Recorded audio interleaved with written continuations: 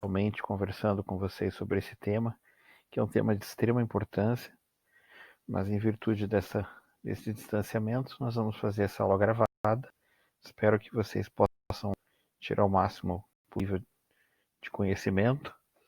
O objetivo dessa aula é a gente discutir sobre as cefaleias secundárias e as cefaleias primárias na emergência, como que a gente atende um paciente que chega na emergência com queixa de cefaleia e identificar as possíveis causas que são mais graves possível e vamos conversar um pouquinho sobre cada uma delas. Em relação à cefaleia, a gente pode entender que trata-se de uma das queixas mais prevalentes na medicina. Os ambulatórios de clínica médica perfazem mais ou menos 10% das queixas. Em unidades de saúde, a cefaleia responde por 9% das consultas não agendadas, aquelas de demanda espontânea.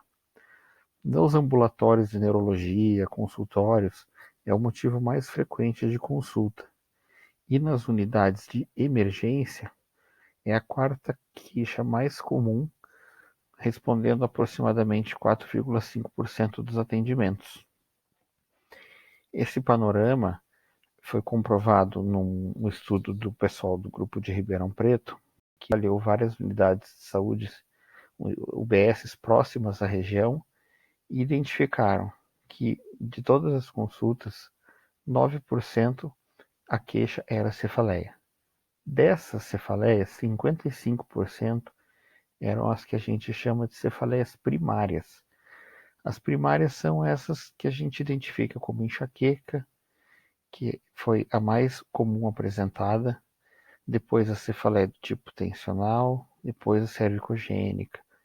A cefaleia do tipo tensional, embora ela seja mais comum no Brasil, ela não é a que causa tanta procura a serviços de atendimento, porque ela não é tão intensa. A enxaqueca, por sua vez, tem essa característica de ser incapacitante. Então as pessoas procuram mais o atendimento por causa da enxaqueca, mas ela é a segunda mais prevalente no nosso país. Como que nós vamos abordar a cefaleia na sala de urgência? Como que a gente vai investigar qual cefaleia a gente vai pedir exame, qual não vai? E agora a gente tem que entender que quando estamos diante de um paciente com essa queixa, a gente tem que fazer algumas perguntas essenciais.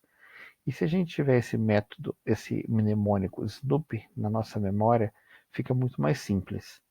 O primeiro S, que é o de sistêmico, são sinais sistêmicos. Se o paciente, junto com a cefaleia, apresenta toxemia, algum rigidez de nuca, aqueles sinais meníngeos clássicos, né, Kernig, Brudzinski, se tiver um racho cutâneo, se for um paciente que tem neoplasia ou HIV sem tratamento, está usando algum quimioterápico ou imunossupressor para doença crônica, se tiver alguma dessas, a gente tem que pensar que pode estar diante de uma cefaleia secundária. O N é de déficit neurológico, então o paciente que tenha tido uma crise convulsiva, um edema de papila, uma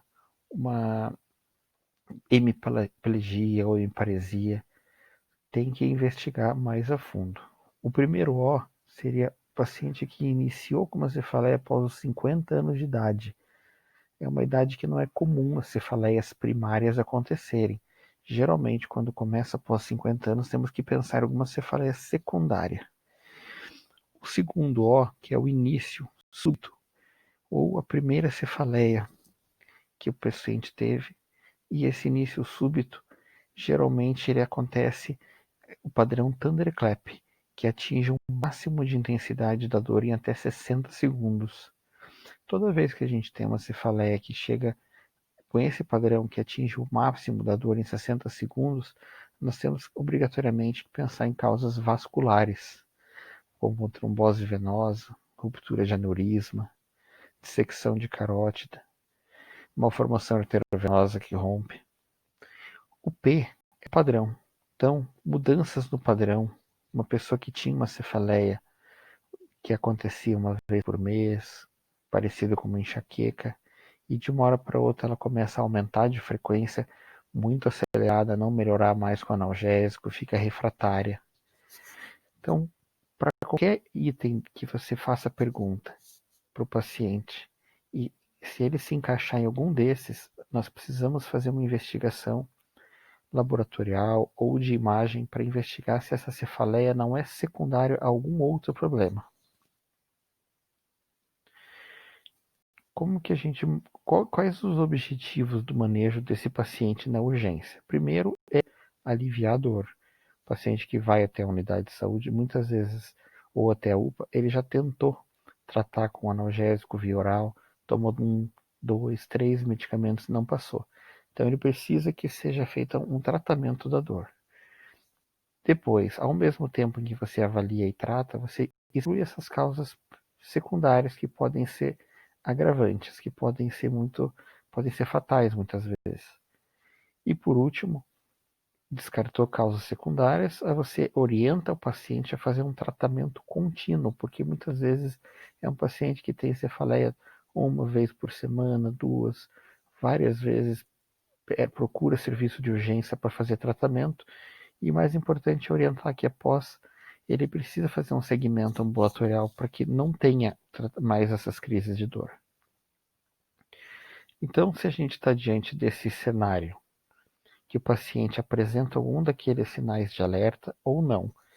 Então, se a gente partir do princípio que esses sinais de alerta que a gente comentou, que são início súbito, início após os 40 anos, presença de trauma crânioencefálico, HIV sem tratamento, imunossupressão, o paciente que apresenta febre junto, algum déficit neurológico focal. Então, a gente entende que se tiver algum desses sinais, a gente vai ter que investigar de outra maneira. Se ele não tiver nenhum desse sinal, a gente pode estar diante das cefaleias primárias, que são as mais prevalentes. Nós vamos usar aqui o protótipo de 3 tipos de cefaleias primárias. A primeira delas é a enxaqueca ou a migrânia, que no Brasil atinge cerca de 15% da nossa população, principalmente mulheres nessa idade em que coincide com a menacme. Então, existe uma influência muito grande dos hormônios femininos no desencadeamento das crises de enxaqueca, por isso que esse pico é maior em mulheres, principalmente nessa faixa etária. Lembrar que aquela enxaqueca com aura clássica, que tem aquela alteração visual, ela não acontece na maioria dos casos, ela geralmente acontece em 1/4 dos casos. A maior parte deles não aparece aquela alteração visual precedendo a dor. O outro tipo da dor, que é a cefaleia tensional, já tem uma característica um pouco mais branda. É uma cefaleia que não costuma ser tão intensa, é a mais prevalente no nosso país, em torno de 18%. Tem um pico de prevalência na 4ª década de vida e tem uma relação com mudança por estresse, mudanças de horário de dormir, mudanças de trabalho, sobrecarga emocional.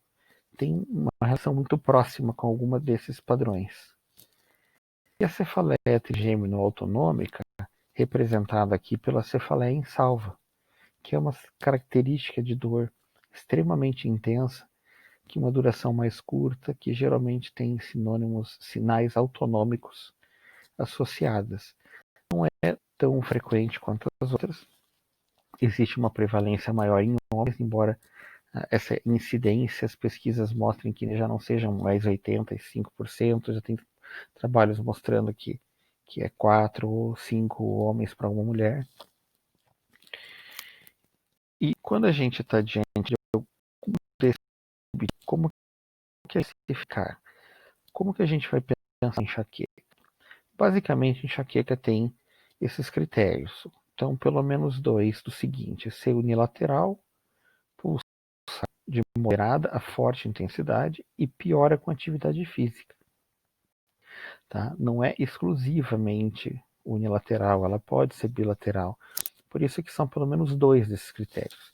E pelo menos um dos seguintes, que inclui náusea e ou vômito, foto e fonofobia, e não é atribuída a nenhuma outra causa, não é atribuída a nenhum outro medicamento que tenha começado. Então, se você teve uma dor que começou junto com alguma outra doença, que começou com alguma outra, como um medicamento que você fez tratamento e começou com essa dor, então você não pode dizer que é enxaqueca, você vai classificar como secundária. A enxaqueca tem sintomas premonitórios que muitas vezes antecedem a dor em um dia ou muitas horas antes, que são alterações que ocorrem de nível hipotalâmico de neurotransmissores que causam uma irritabilidade, uma alteração de raciocínio, um desânimo, avidez por alguns tipos de alimentos, como carboidratos. Isso pode muitas vezes a pessoa nem relacionar com a dor. Um dia antes ela começa a mudar de comportamento, fica bocejando. Então tudo isso tem uma explicação neuroquímica. Após isso pode ocorrer aura. Nem sempre acontece como a gente viu. A aura é uma característica que pode durar de 5 minutos a 60, na sua grande maioria. A maioria das vezes é alteração visual, onde a pessoa costuma ver manchas na visão, ou como se fosse uma nuvem.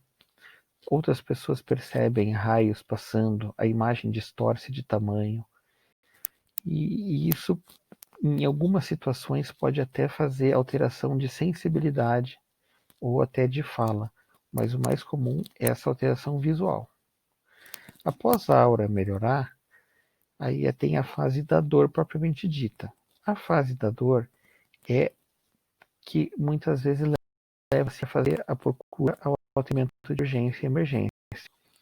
Então o paciente chega para você, muitas vezes já um dia com dor, 2, 3 dias. E como que a gente vai proceder esse atendimento? Primeiro, eu recomendo que essas medicações que estão aqui enumeradas de 1 até 3, a gente faça elas ao mesmo tempo.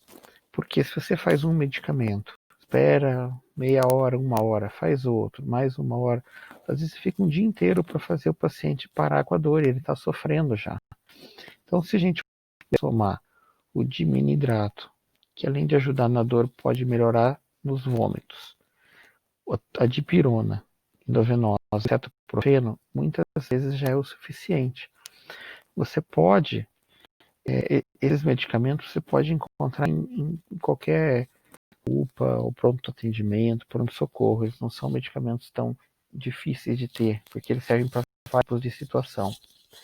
Em relação ao dimenidrato, ele pode ser substituído pelo metoclopramida, que é o Vulgocil. A metoclopramida, além de ter efeito antiemético, também tem efeito antimigranoso. O grande problema é que o metoclopramida pode fazer uma reação extrapiramidal, com reação distônica. Isso pode assustar bastante, por isso que não é algo recomendável com frequência. Mas é possível fazer essa substituição. O que eu acredito ser prudente é não usar, às vezes, a ampola inteira do metoclopramida, é usar metade para diminuir o risco desses efeitos colaterais. Então, se você fez esses 3 medicamentos num soro e não melhorou, a gente pode ir para frente na sequência de tratamento. O sumatriptano subcutâneo, ele é um medicamento que ele é raramente disponível em hospitais, pronto-atendimentos e UPA. Então, a gente deixa ele muitas vezes como uma opção, mas ele não é muito fácil de ser encontrado. Ele é muito bom. Quando você tem a opção, você pode usar o sumatriptano direto. Você nem precisa usar os outros medicamentos. Você pode fazer uma subcutânea. É possível o paciente ter essa ampola em casa, com uma farmácia, e fazer uso também. Se não melhorou com esses medicamentos endovenosos, aí você precisa passar aquela parte de baixo, que muitas vezes a dexametasona, 10 miligramas, pode ajudar. Principalmente, então, um paciente que já está aí há mais de 3 dias com dor, que a gente chama estado de mal migranoso. Ele já entra num circuito de inflamação neurogênica e precisa desse medicamento para fazer diminuir ele fica irresponsivo muitas vezes aos anti-inflamatórios. Quando você faz o corticoide, ele melhora, ele fica mais responsivo. Se mesmo assim não melhorar, aí a gente vai ter que fazer uso da clorpromazina. A clorpromazina é um antipsicótico. Como tem um efeito antiminérgico, ele faz um efeito muito bom na crise aguda da dor. Os protocolos colocam ele como intramuscular porque na bula do medicamento ele só está liberado como para uso intramuscular, mas durante muitos anos eles têm sido feitos de forma endovenosa. Então é possível fazer endovenosa, tem muitos lugares que não aceitam fazer, muitos hospitais ou pronto atendimentos que não aceitam fazer porque não está na bula. Mas é possível você diluir uma ampola do clorpromazina em um soro fisiológico de 250, por exemplo, e você fazer essa infusão lenta em 1 hora, 2 horas, para evitar a hipotensão postural, porque também tem um efeito bloqueador alfa-2, pode fazer hipotensão ao fazer infusão. Então a gente faz devagar, avalia se o paciente vai ter efeito extrapiramidal também, e depois que a infusão, a gente vê se ele não vai fazer uma hipotensão postural. Se fizer, dá para infundir um soro fisiológico mais uns 500 ml e melhora. Mas a forma endovenosa costuma responder melhor do intramuscular. E uma vez que não melhore com nenhuma dessas situações, precisa internar o paciente e rever o diagnóstico, porque pode ser que ele não tenha algo diferente, que não seja o enxaqueca. Muitas vezes essa etapa de cima do slide você consegue fazer numa unidade de pronto atendimento, no hospital. E quando você já tem que partir para a parte de baixo, é importante tentar encaminhar para uma avaliação especialista ou ficar no hospitalar e investir um pouco mais, porque se ele não melhorar com isso, precisa avaliar se ele entra em algum outro tipo de protocolo para tratamento de dor. Se você tem uma dor paciente que você vai liberar, existe a possibilidade de você orientar o regime ambulatorial. Então, considere que é um paciente que você tratou a dor, melhorou, e você vai liberar para casa. E lá, você precisa fazer um tratamento, dependendo da frequência da dor, geralmente mais que 3 dias do mês, indica-se um tratamento profilático. Mas, partindo do princípio que ele vai com uma crise ou outra, não sabe, você pode liberar ele com algumas opções medicamentosas, que são desde os triptanos, ou os triptanos associados com anti-inflamatório. No caso, existem formulações prontas, sumatriptano com naproxeno, e ou o próprio sumatriptano subcutâneo, que a gente comentou agora há pouco. Os outros triptanos são medicamentos que agem especificamente em receptores 5, HT1, B e D. Eles têm um efeito de dar no bate da dor, principalmente no início da dor. Então, o mais importante é que o paciente use esse medicamento nas primeiras 2 horas, porque depois que passa muito tempo, ele já não vai ter o efeito esperado. Você já vai ter uma sensibilização dos núcleos caudais, dos trigêmeos, no neurônio ao nível tronco cerebral, e esses medicamentos podem não responder adequadamente. E a gente lembra que existem algumas complicações de uma enxaqueca, que embora não seja comum, uma enxaqueca pode levar a um infarto migranoso, que é ali no meio, mas quando acontece junto com um déficit motor ou um déficit visual que não melhora, passa mais de 1 hora, lembrando que a visual ela pode durar até 1, 2 horas, em alguns casos, não é raro. Mas quando um déficit passa muitas horas, melhora, tem que se preocupar se está acontecendo algum infarto. O estado migranoso é uma complicação bem comum. O paciente tem muitas crises. É quando a dor passa de 72 horas de duração. E muitas vezes a gente acha que o paciente tomou um remédio, melhorou, e no final do dia voltou a dor. Não é um novo episódio de dor. Geralmente, se você volta dentro de 24 horas a dor, é o mesmo episódio que retornou. Então, você começa a contar todo o período de dor. Para você dizer que ele melhorou e teve uma nova crise, ele fica mais de 24 horas sem dor para depois ter outro episódio. E a complicação bem frequente é a cronificação. Quando, com o passar do tempo, as crises vão aumentando de frequência, de duração, e se ela começar a ficar mais de 15 dias de dor no mês, por 3 meses seguidos, a gente já pode considerar uma enxaqueca crônica. Tem vários fatores que contribuem para a cronificação. Ter abuso de analgésico, fatores emocionais, alterações hormonais, uma série delas que precisa depois pormenorizada no anamnese, numa avaliação ambulatorial dos pacientes. Outro tipo de cefaleia primária é a cefaleia duodenal, que tem essa característica de ser bilateral. Ele tem uma forma de como se fosse uma faixa ao redor da cabeça, com um chapéu, um boné apertado. Geralmente não é pulsátil. A dor tem uma característica leve, moderada, não costuma incapacitar para as atividades diárias, não costuma piorar com a atividade física. Muitas vezes a pessoa não para o que está fazendo, diferente da enxaqueca, que ela tem que parar as atividades, deitar, prefere ficar no escuro. A cefaleia do tipo tensional normalmente não tem náusea, vômito, pode ter fobia e também não é atribuída a outra causa. Geralmente a cefaleia do tipo tensional, diferente da enxaqueca que dura aí de 4 a 72 horas, ela dura em torno de 30 minutos a 7 dias. Então ela costuma ser uma dor que tem uma variação de duração maior. A cefaleia do tipo tensional, normalmente o tratamento via oral é o suficiente. Pode ser dado desde analgésico comum até anti-inflamatórios. Muitas vezes resolve, nem sempre precisa usar a medicação parenteral endovenosa.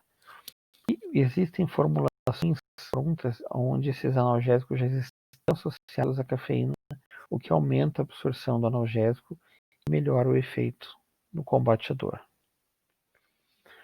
Outro tipo de cefaleia primária, mais rara, porém muito intensa, é a cefaleia em salvas. Paciente que tenha tido aí pelo menos 5 com característica de dor unilateral, que confira com injeção conjuntival no mesmo lado, lacrimejamento, congestão nasal ou rinorreia, edema palpebral, biose, ptose também no mesmo lado. Então, ela faz um comprometimento autonômico de fibras parasimpáticas.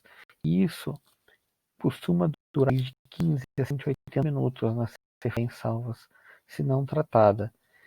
E é uma dor muito intensa, onde o paciente não costuma ficar parado, ele fica extremamente agitado em função da dor.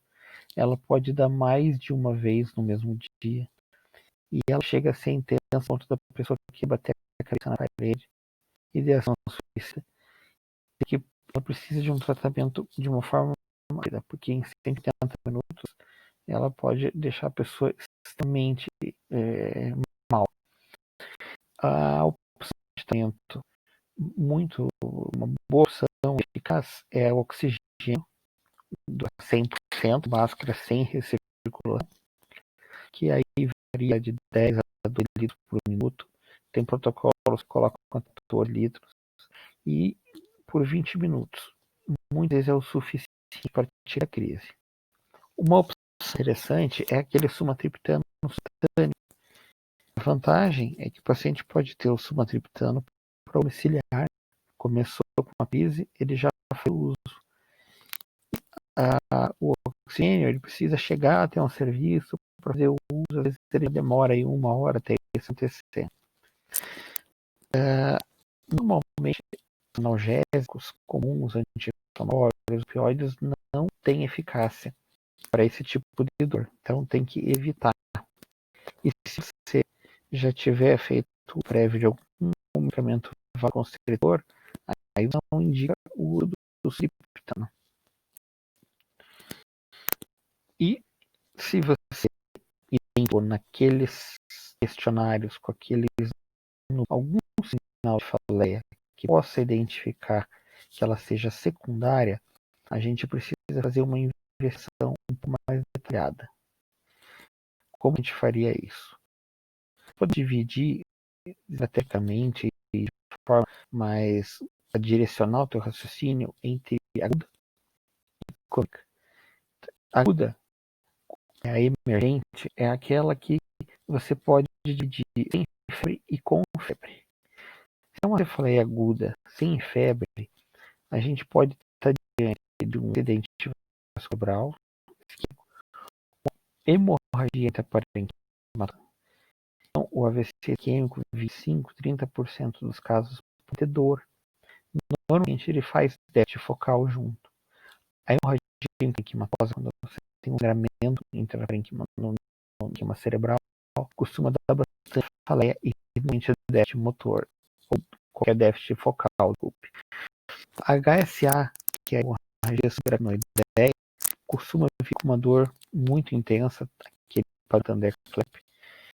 Pode ter uma variação de sintomas muito grande de uma cefaleia, náusea, vômito, até diminuição de consciência, crise convulsiva. A cefaleia aguda não é algo comum, mas pode fazer também cefaleia aguda.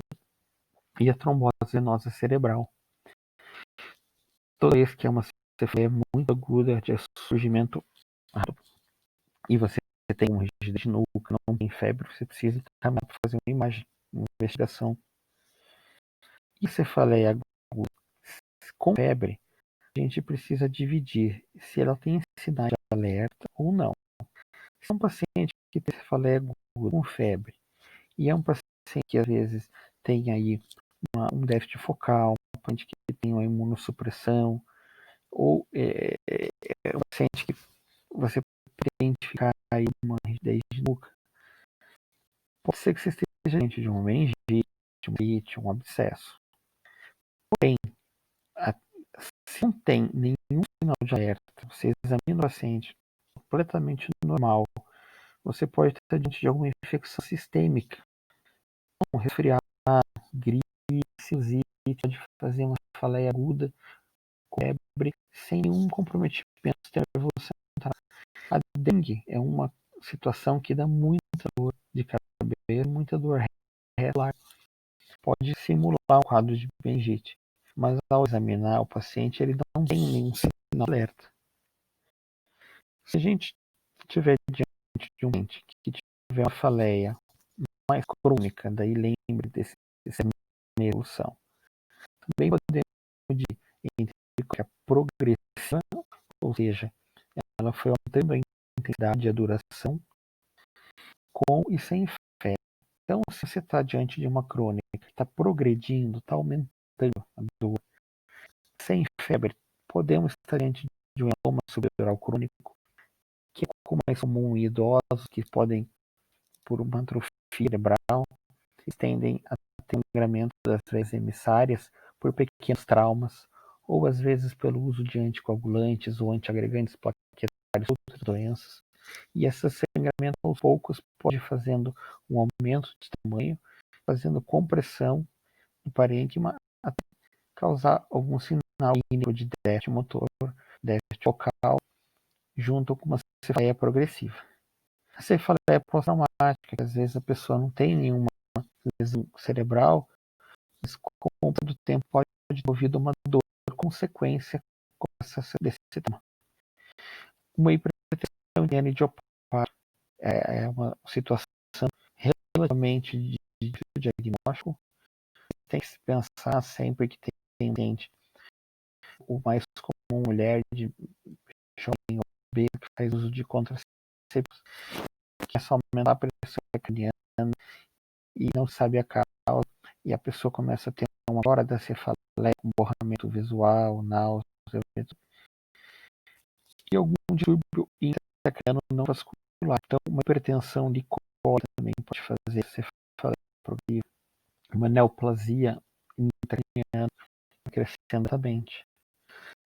Se a cefaleia crônica, 6 meses ou mais, está com febre, a gente pode estar diante de um paciente muito oprimido fazendo uma infecção oportunista. Então, podemos estar dando uma meningite por criptococo, um paciente HIV em tratamento, ou uma toxoplasmose cerebral. Então, precisa investigar também. Se é um paciente que está com uma cefaleia crônica, em algumas semanas, meses, o padrão é o mesmo, quase todo dia com dor, mas melhora um pouco com analgésico, não tem teste focal, podemos ter gente de uma história de abuso de analgésico. Um paciente que às vezes tinha uma enxaqueca mental, uma vez por semana, aí começou a fazer uso de muito analgésico e ela foi modificando, cronificando. Lembrando que considerava um analgésico, o paciente tem que fazer uso de pelo menos 3 analgésicos por semana, 3 comprimidos por semana. Então, a melhor maneira que a gente tem para fazer isso é analgésicos todos, começar um esquema de resgate com prednisona e a pressão do tratamento profilático. Porque quando você usa de analgésico, o paciente não tem mais, ele diminui o limite da dor. Então ele tende a ficar mais, não responder aos analgésicos. E quando você suspende eles e começa o corticoide, ele vai diminuir esse padrão de dor, diminui esse processo inflamatório gênico, as dores vão ficando mais passadas e o tratamento plástico que você pode começar junto começa a fazer efeito. Se nós formos resumir aqui numa fluxograma do que a gente falou dessas cefaleia secundárias, a gente imagina que uma aguda emergente sem fé, então a gente vai fazer uma imagem para ver se é um sangramento. Se não para nada, a gente vê se não tem uma aneurisma. Então a gente tem que fazer muitas vezes uma angiotomografia ou angiorressonância, e isso, ou uma trombose, também faz uma angiografia ou angiorressonância. Se é um paciente que tem, a gente precisa ver se a infecção é no sistema nervoso ou fora. Se for fora do sistema nervoso, tratamento da casa. Se for dentro, tem que avaliar se é funcional ou não, uma infecção. Se é um paciente com uma cefaleia crônica progressiva, avaliar se a imagem mostra um automa subdural. Se não tiver alteração de imagem, tal, tem que funcionar. Então, esse fluxograma é bem prático. Em termos gerais, a gente tem que entender que o paciente teve um sinal de alerta, fugiu do padrão, a investigação é necessária, não é um problema, curar o paciente, caminhar para o hospital para uma investigação aprofundada. O problema é ver o paciente com um quadro de cefaleia muito atípico com algum sinal focal e dizendo, não, pode ir para casa que a dor melhorar. Às vezes o paciente atendido, fazem a medicação idosa, ele não melhora, ele continua com dor e é dado com a orientação de que vai tomando analgésico inflamatório que depois de passa a enxaqueca mesmo. Então, se possível, nunca liberem o paciente da saúde sem ter melhorado a dor, sem ter melhorado. Então, se a gente for pensar em sinal de alerta, qual é a doença que volta, vamos pensar que o paciente, após com cefaleia, tem que investigar para uma artéria gigante, que é uma situação que pode fazer visual, ou uma lesão expansiva interna. Então, muitas vezes, uma neuroimagem, um laboratorial de VA, PC, poder ajudar nessa situação. Se o abrupto, o desencadeado por físico, temos que pensar que pode existir algum centro, alguma hemorragia subaracnoideia, uma malformação intravenosa, lesão expansiva de fossa posterior, que pode fazer o aumento da intracraniana subfazendo uma hidrocefalia. Com neuroimagem já ajuda muitas vezes. Se não ajuda a neuroimagem e puder fazer a punção, muitas vezes algum sangramento, cefaleia progressiva. Então, no caso de cefaleia, depois tem que pensar se é uma lesão expansiva, se é um hematoma subdural ou um abuso de analgésico. Pela história, a gente consegue esse tempo uso analgésico e a imagem a gente consegue descartar alguma lesão excessiva. Cefaleia é um paciente imunodeprimido, sem HIV em tratamento ou fazendo terapia.